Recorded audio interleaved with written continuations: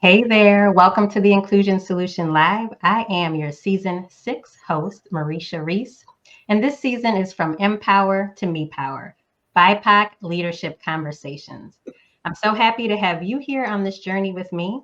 And in case you missed it, this season we're talking about some of the unique challenges that BIPOC leaders face, especially in dominant group spaces, and how they use their innate power, that me power, to thrive. I am super excited today to welcome my guests, Tami Jackson and Rochelle Younan-Montgomery. Tami and Rochelle are both colleagues of mine here at the Winters Group. They are instructional designers on the Winters Group's Learning and Innovation team. So this means that they design experiential learning engagements for all of our clients. In addition to designing content, they also sometimes facilitate that content, and they are great facilitators, if I don't say so myself. 10 out of 10 would definitely recommend, but we're not here to promote their facilitation. We are here to talk about some of the things that they are doing in addition to designing for our clients, and that includes being the lead content designers for our Empowerment Institute, which is our leadership development certification program for Black, Indigenous, and people of color. So welcome to the show, Tami and Rochelle. So by way of further introduction, we are going to start with our I am statements, and Tami and Rochelle are familiar with that because we use that often in our learning experiences as well to highlight our intersecting identities and the lived experiences that we all bring into this conversation.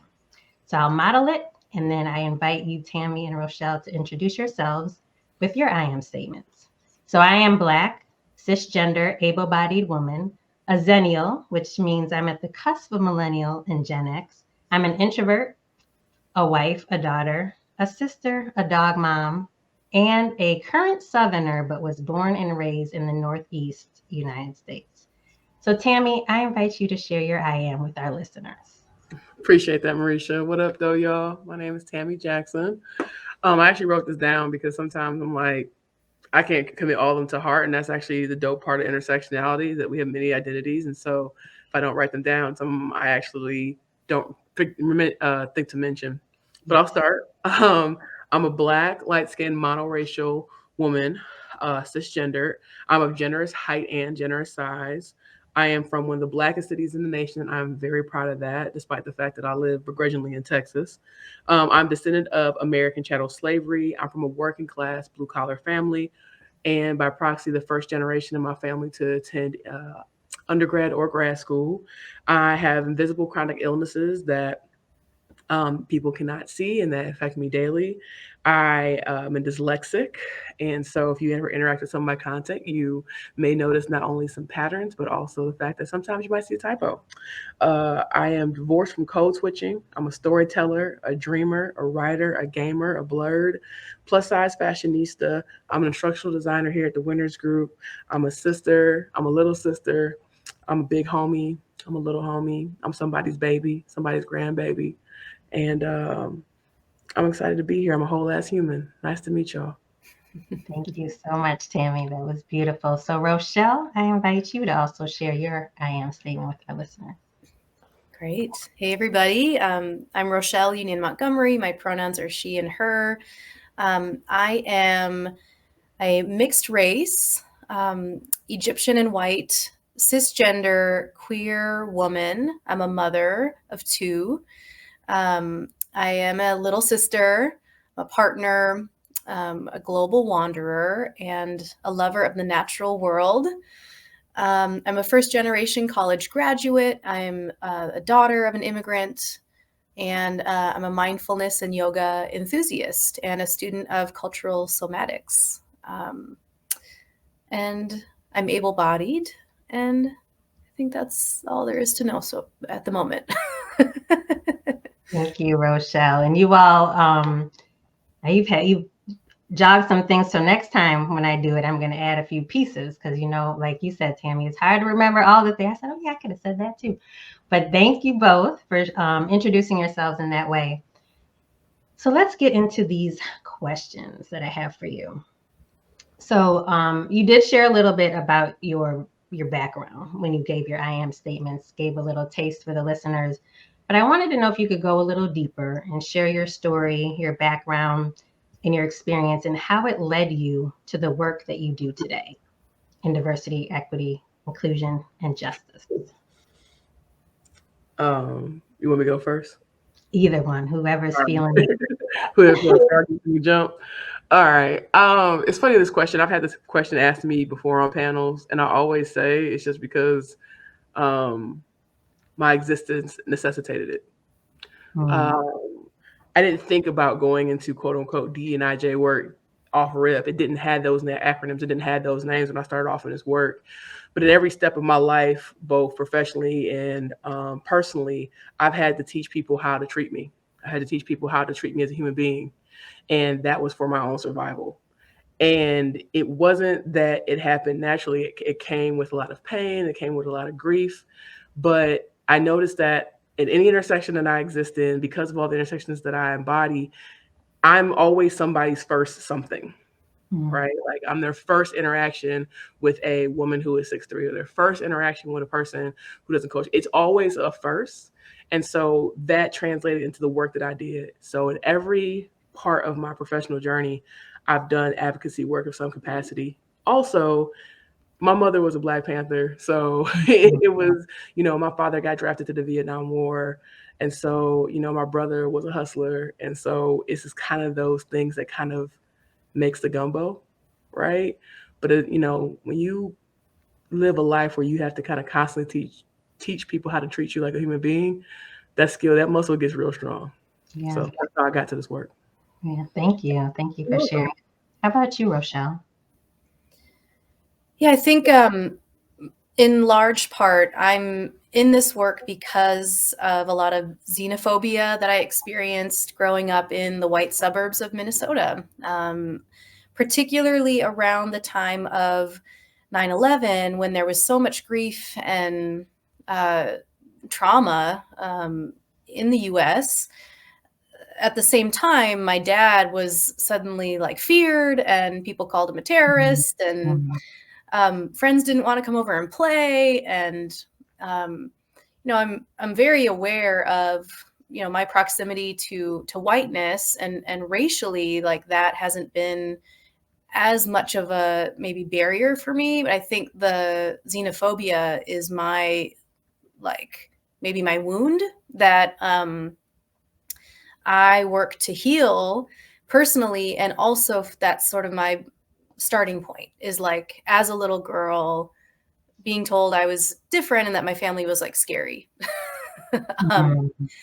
So I think throughout my life, empathy has been important to me. I've been someone who sort of mediates in friendships. I mediate in a lot of the spaces that I'm in, and I've fallen into that naturally. And so this work, I think, is a really beautiful fit in the sense that I'm able to apply those skills with clients and to model and practice as best that I can, taking off the blinders and starting to really see differences and celebrate the beauty of that. So there's a long, boring professional background, but that's the heart-centered part of my story of I think that wound initially is what brought me to this work.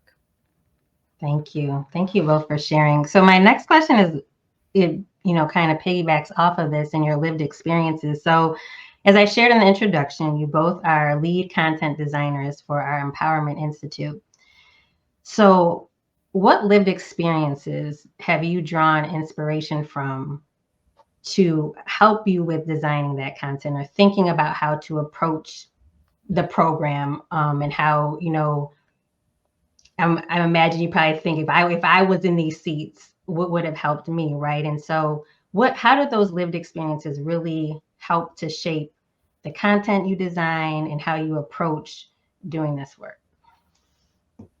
And either one start, and don't feel like you both have to answer all the questions. I mean, it's a conversation. So however you want to do.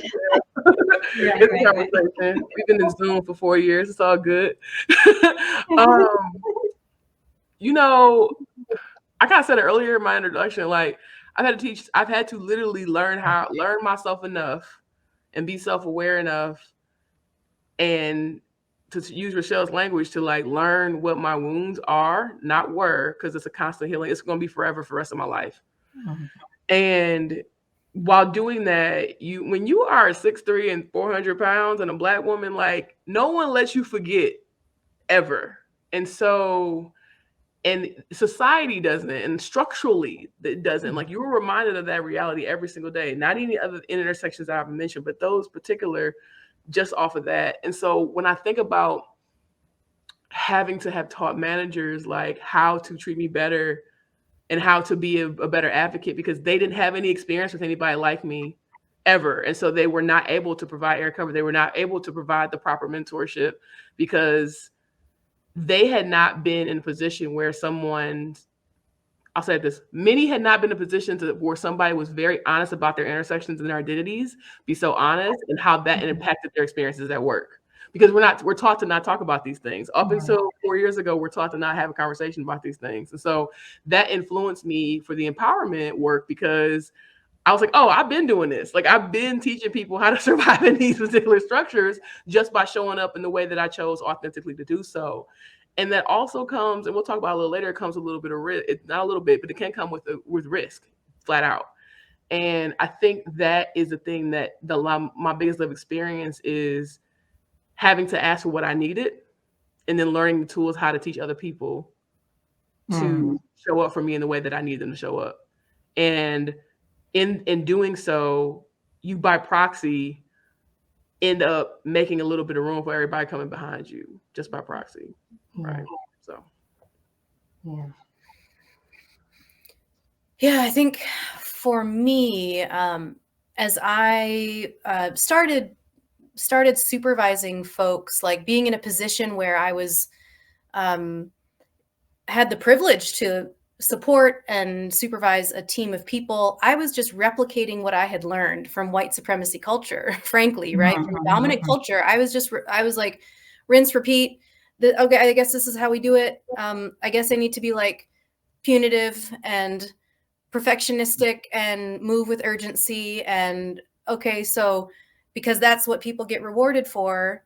And so I'll just, and even though that doesn't feel good in my body, it doesn't feel good to my team. Like, I'm pushing myself, I'm pushing us in ways that are unsustainable, in ways that are like, that make people feel invisible. I mean, I'm like friendly. I was never like, right, outwardly sort of cruel, but it was always under the surface, like this, it's a hum almost. It's like because it's the water we swim in, and I was really aware of that. I come from collectivist culture. I come from like where my family would come stay, and we would lean on each other and move with like that. We'd sort of more flow through life. And I learned very quickly to survive in the world, you have to move a different way. And so I also nestled up to whiteness as close as I could, right? Knowing this is what gets me further and further and further in terms of elevating in my career, which, right, for a while it worked until it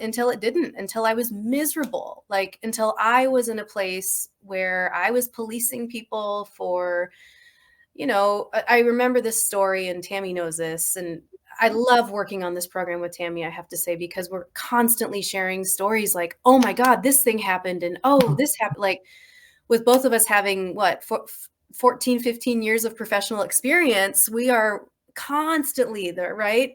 So it's painful at times to be designing this program, because we're bringing in a lot of stories. And one that came up that I really am learning and sitting with is, I had a colleague, someone that I supervised, where English was her second language.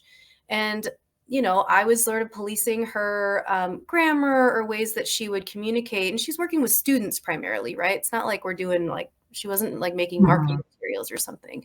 It's like student interactions, but I was like policing her and sort of being like, no, don't do it that way.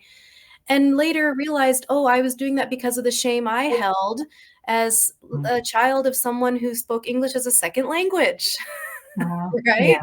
That's my own wounding. That's my own pain. So often in leadership. So to answer this question, like, I draw inspiration from that experience, because we got to heal that stuff. Like, we got to heal our internalized depression. We have to, like, at least move in that direction. Healing is lifelong, but we need to be moving in the direction of recognizing where our wounding is showing up in our leadership in particular, and how we're taking that out, like, on ourselves and the people around us. Because there are liberatory ways of leading that can be beautiful and that we don't need to move from white supremacy culture norms. We can break free from that. Y'all brought up a lot. So I'm going to try to tie it into the next, but there's a few points I want to touch on, because a lot of what you both shared, a lot of our listeners probably, experienced the same thing. And what it brings up for me, and as I've been doing this season of the podcast, I know that this program is necessary, and you think that after this program, the participants are going back into the same water, right? Rochelle, you talk about the water, right? This is a white supremacy culture. And Tami, you even talked about the risk, right? It's like, so part of me we want to for this program, we are centering BIPOC experiences. But it always takes me to wonder, okay, once they get, they go through this program, they get the tools, right? They start to unlearn some of that, how they're even perpetuating white supremacy culture, or learning how to show up and stand up and without any apology. But the place they're going back to is still the same. So is some of that touched in the content, or like, how would you even, speak to that, or coach them to, like, okay, now that I've gotten all this, I'm going to go back to the same place where my probably white boss is going to be like, what? I paid for you to come back. Sometimes the boss ain't even white. Sometimes they look like you, and they still doing it. And that's going back to that quote, like, baby, just because ain't no white people in the room don't mean white supremacy ain't. You feel me? So they're going back to spaces, mentalities, and systems. And so the thing that I think about the most, when I think about Mareisha, is I don't never personally, Tami, I can't speak for Rochelle, but personally, I always tell people, like, my decision was basically to be myself. Didn't come at some easy particular, it's so easy. Right, and I think sometimes we see the end results and we're like, oh, no, baby. Like, just because I carry it well don't mean it ain't heavy. Mm-hmm. Right. And I'm a weightlifter, and that's just still heavy. And so I think about making sure that people understand that it is going to be a journey, and being honest with yourself about how you wish to show up is going to inform every decision after that. But until you make that decision, you may find yourself in situations where you have to make a conversation about yourself. Now, and I'm not saying, like, baby, we gotta pay bills. Inflation is killing us. Student loan debt. Like, we are in a tight space right now. So I don't want to sit here and just go past it. So if you're in a space right now where the bottom line is I have to make ends meet, then you at the bottom line where you have to make ends meet. But at some point, it's kind of like a hustler's mentality. How do I make whatever I have right now work so it can get to where I next have to go? So what got you here ain't gonna get you there. Right. Yeah. And so I tell folks, like, hey, it might be, for instance, for me, I remember distinctly at a job where I was being treated very punitively. And at that job, Mareisha and Rochelle, I knew that I just had to make my little bread and I just pay my little bills. Right. But I made a decision that I was going to make a micro decision. And that micro decision was I was going to do the things that I like to do, and I was going to add color to my wardrobe. That was it. It was I had the clothes. Like, I always dress colorfully my whole life, but I was taught by white supremacy that everything about me that was anything ethnic had to be muted. So I just made that decision. And so the next interview I went to, that wasn't a decision I had to make anymore. So I showed up that way. And I think these are more like building blocks. Right. Then it's the some of this decision, some like the sniper method versus the shotgun method, right? You're being very strategic about where and how until you can grow that I'm a gamer, so until you grow XP and you have enough stamina in order to get to that next level. And so it's not this one-off big, nebulous Big Bang experience. It might have to be micro over a Mhm. course of time. And you have to make decisions about what's not working for you, just like Rochelle shared for us, right? At some point, she got to the point where this doesn't feel good. Right. Right. So, Rochelle, what would you add to that? Yeah, I think the magic and the beauty of the program is that it's the folks that make up the program. It's not about Tami and I, like it's about once folks are in the room, like we are the glue, right, to hold the space and to, facilitate powerful conversation, bring in, a lot of tools, a lot of support. And it's that when folks are in the program, the hope and one of my hopes is that folks can support each other along the way, even just to feel less alone, right? So we'll have ways of getting in touch between sessions through a variety of platforms to touch base. Like, hey, I tried this thing we talked about in session around boundaries, for instance, Mhm. with my supervisor or colleague. It didn't go well, or it did, and just to be able to touch in with other people taking some of those same risks and to say, how'd this go for you? What would you try next time? Like, what do you suggest? So it's so much wisdom even within the group that I think, and especially the folks that we already have coming into the cohort, I'm so excited because there's so much diversity of lived experience. And also I think some really interesting roles and professional experiences that people have. And so and we create a lot of tangible support between sessions when they go back to perhaps toxic or problematic workspaces. And the hope is too that maybe they find clarity right at a certain point where it is time to make a shift. And if not, that they can re-clarify and recommit to the things they do love about their work. And, I think like what Tami said, micro ways of resistance, right? Of resisting those toxic cultures through your maybe more subversive and subtle ways that don't get you fired. Right. Yeah. Right. Yes. We're not trying to get folks fired, but yeah. No. But that is a risk, y'all. It Like, is a risk. sure, Yes. like Yeah. even and it's something that I want to bring into the space if you don't mind.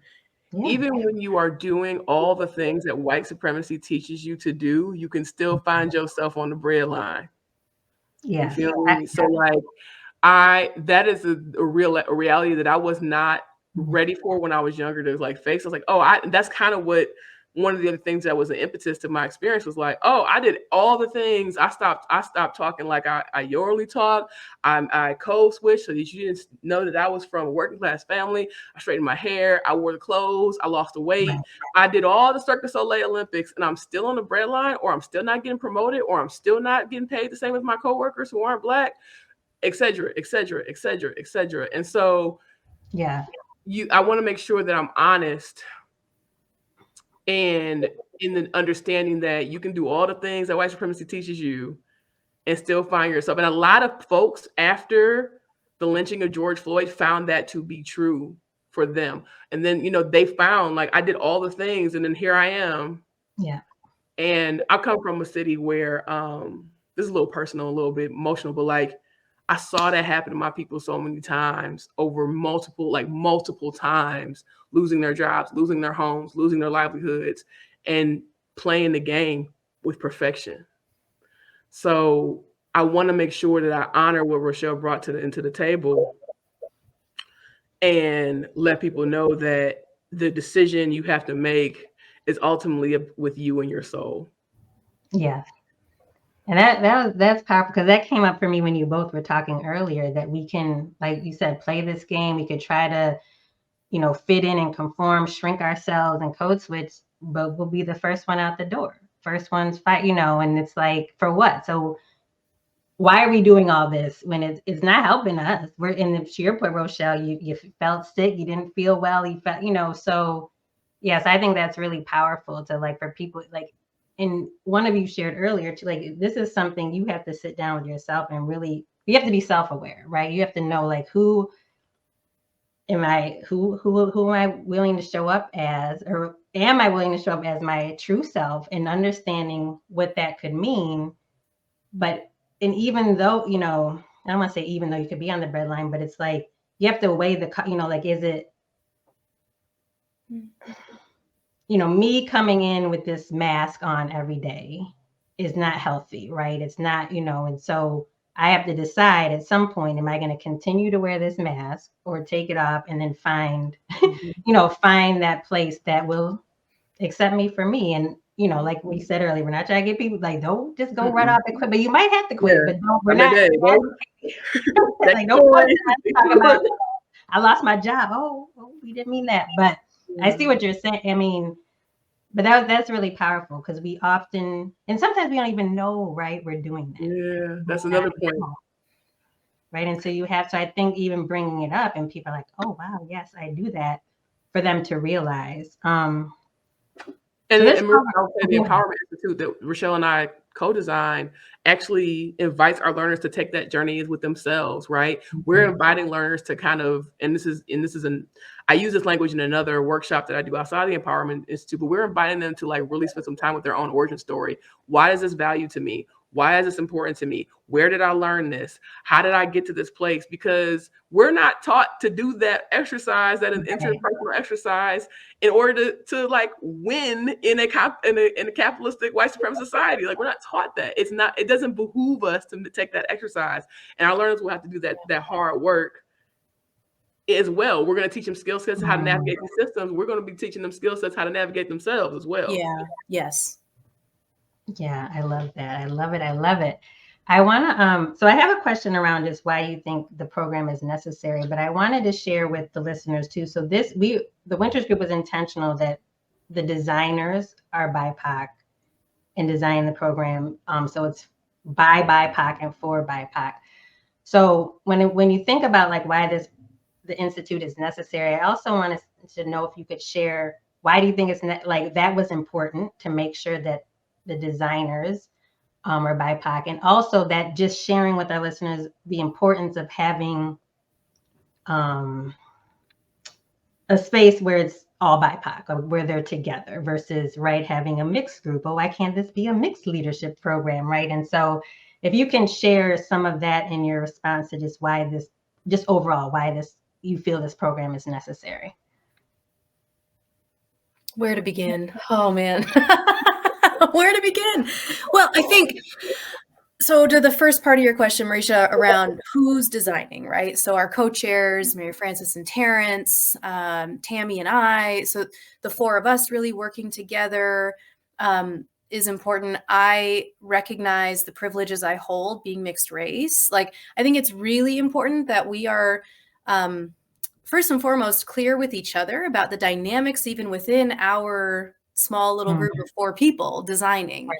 So we need to have that critical awareness of our intersections. And that's why I'm so grateful to be working, specifically with Tami, more kind of in depth doing the design work, because through story sharing, story listening, we are breaking our hearts open, right? And witnessing each other as we recall these different stories, and then attempt to, okay, now let's turn this into a curriculum that can be helpful for folks.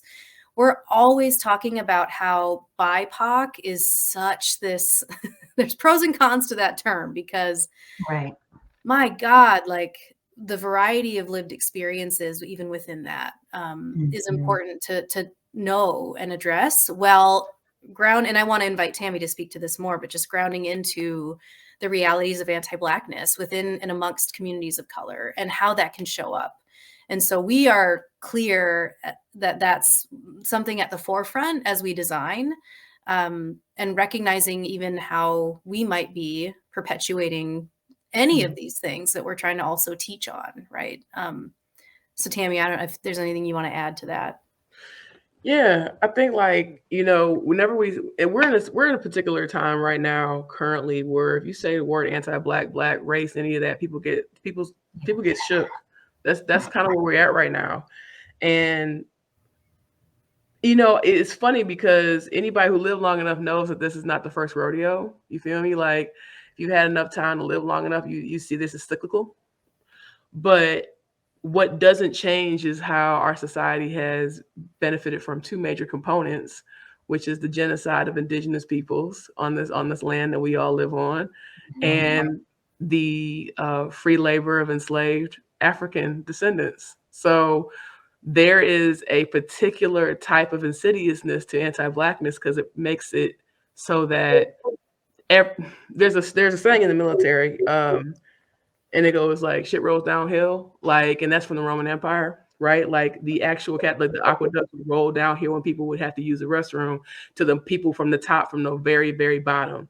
And we see this play out over and over and over again in our societies because we have most of our systems are based off of hierarchy.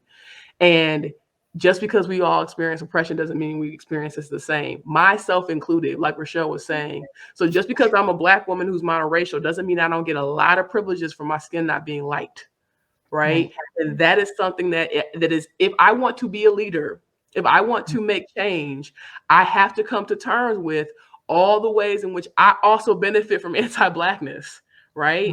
And I also benefit from this particular thing that tells us, in order for me to succeed, somebody has to be at the bottom and somebody has to be at the top, and we can all fight for the middle. And I wanted my learners to have to take that journey themselves, not just people who are not Black, but people who may also identify racially as Black. There's a TikTok going around with a few Gen Z creators, and I can't remember their names, so I had to look them up. But one thing they were bringing to the table was they are now interrogating that all your skin folk ain't kinfolk, and they are talking about openly how some of their biggest ops or their worst potential leaders have also been people of color. And I'm listening to the shorties talk about that and like deal with that realistic. And if I'm being honest, I've had similar experiences. And I want us to see, like, what is my responsibility with how I benefit from xenophobia? What is my responsibility how I benefit from colorism? How do I benefit from texturism? How do I benefit from the fact that even though I have 2 chronic illnesses, I can see, and I can hear? We're not encouraged to do that. And I want them to understand that when we interrogate anti-Blackness, it benefits all, but we have to come to terms with the fact that it's in the fabric of what we learned from beginning. Like, it's in the fabric. And once you understand that, you're positioning yourself to be a really great leader across the board, even if you've never had to lead a Black person. So, yeah. And I would add, I think to the second part of your question, Mareisha, of like, why should we have BIPOC spaces, leadership development spaces? Part of it is for reprieve. My God, like a big part of this is reprieve. And even though this is not a monolith, like there's such varied experiences, even within communities of color, there is a common ground we can sort of come to of like, yeah, I'm exhausted. We're exhausted in different ways, perhaps, and that different experiences, but like the white gaze is exhausting. And so to come together, even just to have some moments of reprieve together, is critically important for our survival. And so that's one of the reasons. And to start to play with and experiment with other ways of leading and showing up, and that it can be a space that's liberating in the sense that you can try on new ways of being, try on new ways of even referring to yourself. Yeah. So we want to make it a space that feels like folks can be free. Yeah. Oh, I love and that. that reprieve is so big. I thank you so much for bringing that into the space, Rochelle, because all the things I already said, all Rochelle said, is leaders who are also like non-white, they're experiencing a sandwich experience, right? There is pressure that are put on people who are not white, who are leader, to not show favoritism to marginalized folks in the workplace. And so they're in this space where I have to prove to the hegemony that I'm not biased, that I'm competent, that I'm like, and I'm not playing a race card, and therefore I have to make sure that I'm hard or harder on people who look like me. because the pressure is I'm not getting the same rewards, opportunities as my colleagues who don't have the same experience.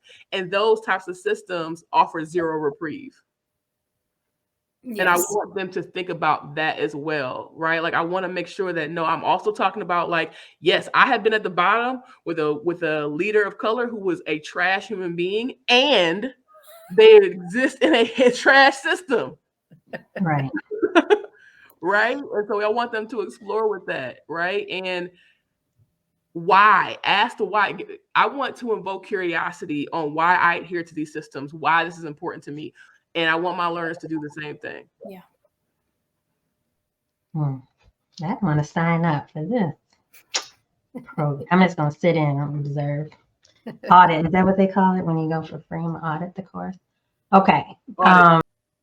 So why do you, or what, not why do you, but what responsibility do you think organizations hold to build a diverse and equitable pathway for BIPOC leadership? Like, why do or is there a responsibility of organizations to create or to build a pathway for BIPOC leadership and being intentional in doing so?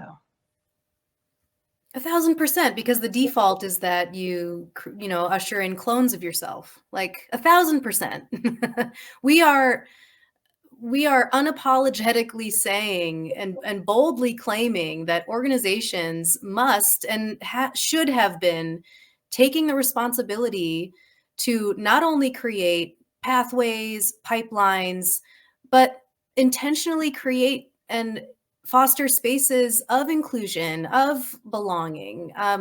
It's not enough to create a pipeline. It's not enough to get folks in the door. Like, once they're there, it's, then it's culture work. And those in leadership, I think, underestimate. I've worked in senior leadership. I've worked alongside senior leaders, white senior leaders who are just shaking in their boots, like freaked out at saying the wrong thing, freaked out at, oh, is it like, well, I want to hire this person for XYZ reasons, and I don't want to promote this person because, and I've had to reckon with, and sometimes I'm like blown away. I shouldn't be surprised, and often I was like so surprised at how unconscious so many white leaders are around their biases. And when it comes to promotion, when it comes to hiring, that it honestly is late in some ways, lazy. Like, and I'm not saying, but I think that there's the fear makes it so that folks feel paralyzed of like, well, I don't know enough people. Well, I'm not connected to networks with like folks of color. So, that's just the way it is, or so-and-so, we should promote them because they've been here so long. And I think that old boys club thing is dying. I hope that it that we can come into a new way of seeing talent and seeing folks for their full worth of what they bring, not just in terms of their skills, like definitely their skills, but also, I'm going on, sorry, just their lived experience, like that matters. And then that creates much healthier, more dynamic, perhaps messy, but beautifully messy teams, right? That can work through and grow the work they're trying to do in the world in, I think, important ways. I'm done. Yeah. You made me think too. I mean, working the winners group as long as I have, and you all may have heard it from the clients you work with, where it's, oh, we just can't find BIPOC candidates to fill these roles and all this. And it's like, all right, well, when are you even trying? But to your point, Rochelle, about the clones, right? Like they go to where they're comfortable, who they know, and what, this person that that maybe thinks like them, looks like them. It's like, that's who they tend to go to. And so, and, I know this program is not about teaching organizations. Well, in a sense, it's getting organizations to get on board to send their employees here. But I don't want to, necessarily go too far off on the tangent to what our program is about. But I think it's important for our listeners that may be listening about like, why do I need to send anyone there? What's my responsibility? But you touched on a lot of things, and we just hear those comments, and we know it's not true. And I know this program is not going to get to that part because we're we are focused on BIPOC leaders, but it's just like, how do you get I mean, and as Tami, as you said, I mean, this stuff is just years and years cyclical. Right? You see the same thing over and over. And it's just like, sometimes you're like, throw up your hands because, what you said just too, Rochelle, sometimes you're just like, what, really? Like, we're still going through this? So I don't know. I don't know. I don't know what I'm saying, what I'm asking. I don't know if I'm asking anything, but the conversation. No, this is good. Mareisha, what do you think? Like, yeah, I don't know. I just want to know, like, what would you say? What's your take on that? Like, what is the pain point for you about this? For me? Yeah. Well, for me, I mean, it's just the pain, like the point. So I think it goes back to what I was just talking about earlier, that the system, like the system's still going to be in place. Correct. Right. And it's like, and I know I guess this program is not to fix that system that I'm talking about, but it's just like, it's just a whole nother probably conversation, but it's just, how do we get folks to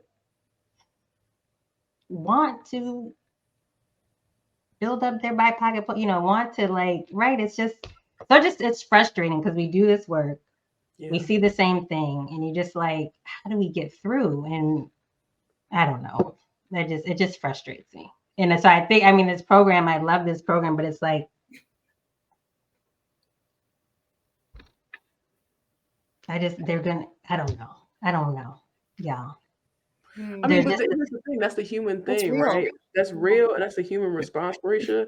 And that's another piece that I think we can all, I'm speaking meta because I obviously work and I'm your colleague and I work at the Winners Group, but like we really, like me and Rochelle have talked a lot about the reality of the human experience in this, like that exact feeling that you're trying to articulate. That's something that's happening in real time in the throes of the development stages of this program, right? Like there's a struggle, and I think just honoring and holding space, the fact that is a reality right now, and like it will be cyclical, and talking to my therapist, like, hey baby, like sometimes there's gonna be a hurricane. I'm a tree, I'm gonna plant my roots and weather the storm. And I challenge myself sometimes. This is not easy. And I had a conversation with a friend about this a few weeks ago, and we were opposing viewpoints on this. But I'm thinking about, if I just decide to remain 10 toes down and what I believe in and what this program is about, it's giving me field of dreams, right? If I make the intention to build it, I want people to be able to come, right? And what would it look like to have more BIPOC leaders be empowered in this way to build community with one another, so there's less isolation and more juice, to use Terrence's word, to make sure that, like, to increase their survivability and their impact in these spaces, right? Like that's how far I'm pushing it back. Yeah. And I imagine, like, I'm trying to reimagine what that could be. What could it be if 1, 2, 3, 5, 10, 30 people, once they go out, what piece of the candle could they light in another person once they've had this experience? Yeah. Right? So I might not be able to be the stadium lights at the Renaissance tour. You feel me? But look how much it lit up when everybody turned their cell phones on. Right? That's where I'm at right now with it. Right?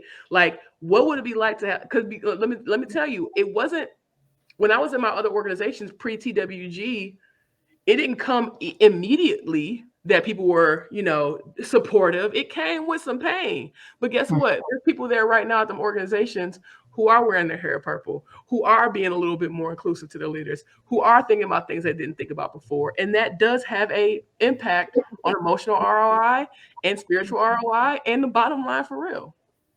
The only thing is, and I'm quoting our president, former president, number 44, I'm quoting him, but he said something in an interview, and I think it was with Hassan Minhaj. I think he said, like, this is a giant ship, and you are turning it a little bit, but you turned it enough so that it doesn't hit the Titanic. And that's my goal as a creator. I love that. That was helpful too. Well, Mareisha, if I can add, if I may, like you are an amazing leader with our team, right? Like you're the president of the winners. Like you are, I think that you model such humanity in your leadership, and so I think ways of even just we learn as we go, right? We take our experiences also at the Winters Group and apply some of that to the Empowerment Institute. So in a way, folks are experiencing some aspects of how we relate as colleagues and how, you know, the kinds of leadership we are seeing and experiencing that is helpful. And I think that there's so many touch points on the curriculum from just our experience on this team that we bring to it. Yeah, thank you both. So I am going to start to wind down. I feel like we need a part 2. We might bring you back. But I did want to. So in an earlier episode, you know, you all know we're talking about from Empower to MEpower. So we're talking about, because empowerment, even though we call it the Empowerment Institute, but empowerment is someone, right, giving you the power. And so when we flip it to the MEpower, it's kind of like I own the power. I'm taking my own power in that. And so I wanted to end to see if you all had any story you wanted to share or additional stories you want to share, because I think you all have shared a bit about how you do use your own, you hone in on your innate power in moving through spaces. So just in closing, if there's anything that you wanted to add to that might encourage our listeners to, you know, to take not wait for someone to give them power to do something. So any stories or examples you have of that? Yeah, I think for me it's subtle. It starts with my inner dialogue. So it starts with what I'm telling myself about myself. And I think from there I can move in ways that I think are more boundaried, but in a loving way, that are more, I think, where I'm just very aware of my innate worth and that my worth is not tied to my productivity. I love the work I do and I do my best. I like to do good work, and that's not my worth. Like, that's not my worth. My worth is tied in something entirely different. And so my innate power, I think, stems from my deep knowing of that, and that I'm so much more than my job, that I have so many more ways of connecting outside of my day-to-day sort of work, and also that my quality of my work relationships are healthy because I try to tell the truth. I try to tell folks what I need and what's coming up for me in different conversations. So truth telling is another way that I practice that. Thank you. Thanks, Rochelle. I think, it's a t-shirt that I've seen and I think about it often, is like, be you, they'll adjust. Like, be you, they'll adjust. I'm no longer postponing my joy. I've said that all the time in my group. Like, even if I have to take micro appointments to myself, my body and my soul need it. And I just made a personal decision some years ago that I was going to, I said this before, like, this is the Roth IRA of like spiritual authenticity. Like, I'm just paying the dividends up front. Text me up front. You're going to know who you're dealing with up front. And that goes back to Rochelle's point about truth, right? Like, but that came with being able to articulate who I was honestly to myself, even when it doesn't benefit me systemically, even if it doesn't make me look good in the eyes of the white gaze or the hegemony, right? That's difficult, baby. The think about a battery. I think about the idea of a battery. Like, if you ever rub the two ends of the battery together on the same, what do? They push apart. Like authenticity, Wait, like magnets. Magnets. My bad. Okay. But like, they push apart, right, with magnets. But even a battery as well. But like a magnet, they push apart. But when you put the two different ends, like the two opposite ends, it draws people together. And so I feel like there's something to be said about authenticity will push people away, right? And if you put a battery in a headphone or any type of, God, I'm dating myself, but that's not evergreen. But if you use batteries and you put them in the wrong way, right? If you're touching the same ends together, there's no charge, right? Right. So what would it look like to be okay to go against something that's different, but still have my charge, still have my soul, still have my light? Mm. That's what I'm thinking about. And so I think about what that looks like in the sense of weathering for people, especially Black Americans. I think about paying those deposits up front so that I can become an elder that I didn't have. Like, what type of elder do I want to be? What type of ancestor do I want to be? That time to think about that is right now. So that's how I'm in the journey. Thank you. Thank you both. And I wanted to lift up something that both of you mentioned earlier, and just to acknowledge for our listeners as well that you all designing, it also brings up experiences for you, which is painful. So I just want to recognize that and just share that it's not easy. This is not easy work when you all are designing content, whether it's for this program or other content we've had to do for our clients, that, I don't think people recognize that it can bring up or stir up emotions or feelings or just whatever for you all as well. So I want to thank you for all that you're putting into this program and into the work of the Winters Group. And just for our listeners to know that, these are human beings too. So it's not just right. And as they shared in this amazing episode, many lived experiences and things that bring up. And so I just thank you. I thank you for this program. I'm going to find a way to join the program. And I just know it's gonna be a beautiful, beautiful thing for everybody that attends. And so thank you, Tami. Thank you, Rochelle, for joining me today in this episode of the Inclusion Solution Live.